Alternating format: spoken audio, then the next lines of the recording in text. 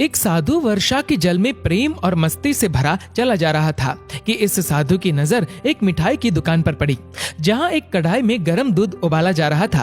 तो मौसम के हिसाब से दूसरी कढ़ाई में गर्मा गर्म जलेबियां तैयार हो रही थी। साधु कुछ क्षणों के लिए वहां रुक गया। शायद भूख का एहसास हो रहा था या मौसम का असर था। साधु हलवाई की भट्टी को बड़े गौर से देखने लगा। साधु कुछ खाना चाहता था, लेकिन साधु की जेब ही नहीं थी तो पैसे भला कहां से होते। साधु कुछ पल भट्टी से हाथ सेकने के बाद चला ही जाना चाहता था कि नेक दिल हलवाई से रहा न गया और एक प्याला गर्म दूध और कुछ जलेबियां साधु को दे दी। साधु ने गर्म जलेबियां गर्म दूध के साथ खाई और फिर हाथों को ऊपर की ओर उठाकर हलवाई के लिए प्रार्थना की, फिर आगे चल दिया। साधु बाबा का पेट भर चुका था। दुनिया के दुखों से बेपरवाह वे फिर एक नए जोश से बारिश के गंदले पानी के छींटे उड़ाता चला जा रहा था। वह इस बात से बेखबर था कि एक नव विवाहित जोड़ा भी वर्षा के जल से बचता बचाता उसके पीछे चला आ रहा है। एक बार इस मस्त साधु ने बारिश के गंदले पानी में जोर से लात मारी। बारिश का पानी उड़ता हुआ सीधा पीछे आने वाली युवती के कपड़ों को भिगो गया। उस औरत के कीमती कपड़े कीचड़ से लथपथ हो गए। उसके पति से ये बात बर्दाश्त नहीं हुई, इसलिए वह आस्तीन चढ़ाकर आगे बढ़ा और साधु को कपड़ों से पकड़कर कहने लगा, अंधा है क्या? तुझे नजर नहीं आता? तेरी हरकत की वजह से मेरी पत्नी के कपड़े कीचड़ से भर गए हैं। साधु हक्का बक्का सा खड़ा था, जबकि इस युवा को साधु का चुप रहना नाखुशगवार गुजर रहा था। महिला ने आगे बढ़कर युवक के हाथों से साधु को छुड़ाना भी चाहा, लेकिन युवक की आंखों से निकलती नफरत की चिंगारी देख वह भी फिर पीछे खिसकने पर मजबूर हो गई। राह चलते राहगीर भी उदासीनता से ये सब दृश्य देख रहे थे, लेकिन युवक के गुस्से को देखकर किसी में इतनी हिम्मत नहीं हुई कि उसे रोक पाए। और आखिर जवानी के नशे में चूर इस युवक ने एक जोरदार थप्पड़ साधु के चेहरे पर जड़ दिया। बूढ़ा मलंग थप्पड़ की ताब ना झेलता हुआ लड़खड़ाता हुआ कीचड़ में जा गिरा। युवक ने जब साधु को नीचे गिरता देखा तो मुस्कुराते हुए वहां से चल दिया। बूढ़े साधु ने आकाश की ओर देखा और उसके होठों से निकला, वाह मेरे भगवान, कभी गर्म दूध जलेबियां और कभी गर्म गर्म थप्पड़, लेकिन जो तू चाहे मुझे भी वही पसंद है।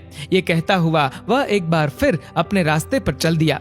दूसरी ओर वह युवा जोड़ा अपनी मस्ती को समर्पित अपनी मंजिल की ओर अग्रसर हो गया। थोड़ी ही दूर चलने के बाद वे एक मकान के सामने पहुंचकर रुक गए। वह अपने घर पहुंच गए थे। वे युवक अपनी जेब से चाबी निकालकर अपनी पत्नी से हंसी मजाक करते हुए ऊपर घर की सीढ़ियां चढ़ रहा था। बारिश के कारण सीढ़ियों पर फिसलन हो गई थी। अचानक युवक का पैर फिसल गया और वह सीढ़ियों से नीचे गिरने लगा। महिला बहुत जोर से शोर मचाकर लोगों का ध्यान अपने पति की ओर आकर्षित करने लगी, जिसकी वजह से काफी लोग तुरंत सहायता के लिए युवक की ओर लपके, लेकिन देर हो चुकी थी। युवक का सर फट गया था और कुछ ही देर में ज्यादा खून बह जाने के कारण इस नौजवान युवक की मौत हो गई। कुछ लोगों ने दूर से आते साधु बाबा को देखा तो आपस में कानाफूसी होने लगी कि निश्चित रूप से इस साधु बाबा ने थप्पड़ खाकर युवक को श्राप दिया है, अन्यथा ऐसे नौजवान युवक का केवल सीढ़ियों से गिरकर मर जाना बड़े अचंभे की बात लगती है। कुछ मनचले युवकों ने ये बात सुनकर साधु बाबा को घेर लिया। एक युवक कहने लगा कि आप कैसे भगवान के भक्त हैं, जो केवल एक थप्पड़ के कारण युवा को श्राप दे बैठे। भगवान के भक्त में रोष व गुस्सा हरगिज नहीं होता। आप तो जरा सी असुविधा पर भी धैर्य न रख सके। साधु बाबा कहने लगा, भगवान की कसम, मैंने इस युवा को श्राप नहीं दिया। अगर आपने श्राप नहीं दिया तो ऐसा नौजवान युवा सीढ़ियों से गिरकर कैसे मर गया? तब साधु बाबा ने उन सब से एक अनोखा सवाल किया कि क्या आप में से कोई इस घटना का चश्मदीद गवाह है?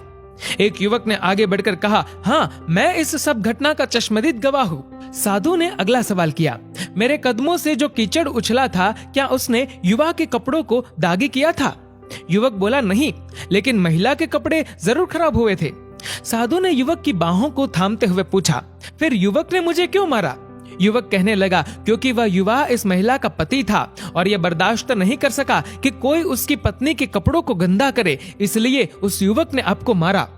युवक की बात सुनकर साधु बाबा ने एक जोरदार ठहाका बुलंद किया और ये कहता हुआ वहां से विदा हो गया, तो भगवान की कसम, मैंने श्राप कभी किसी को नहीं दिया, लेकिन कोई है जो मुझसे बहुत प्रेम करता है। अगर उसका यार सहन नहीं कर सका तो मेरे यार को कैसे बर्दाश्त होगा कि कोई मुझे मारे। और मेरा यार इतना शक्तिशाली है कि दुनिया का बड़े से बड़ा राजा भी उसकी लाठी से डरता है। उस भगवान की लाठी दिखती नहीं और आवाज भी नहीं करती, लेकिन पड़ती है तो बहुत दर्द देती है। हमारे कर्म ही हमें उसकी लाठी से बचाते हैं, बस कर्म अच्छे होने चाहिए। हमारी संपत्ति के उत्तराधिकारी अनेक लोग हो सकते हैं, लेकिन कर्मों के उत्तराधिकारी केवल हम स्वयं ही होते हैं। दोस्तों, इस वीडियो को लेकर आपकी क्या राय है नीचे कमेंट करके जरूर बताएगा। और अगर आपको ये वीडियो अच्छा लगा हो तो इस वीडियो को लाइक करेगा, शेयर करेगा ज्यादा से ज्यादा लोगों तक। और ऐसे ही और भी इंस्पिरेशनल वीडियोस के लिए सब्सक्राइब करें हमारे यूट्यूब चैनल को और फेसबुक पर फॉलो करें हमारे पेज को। धन्यवाद।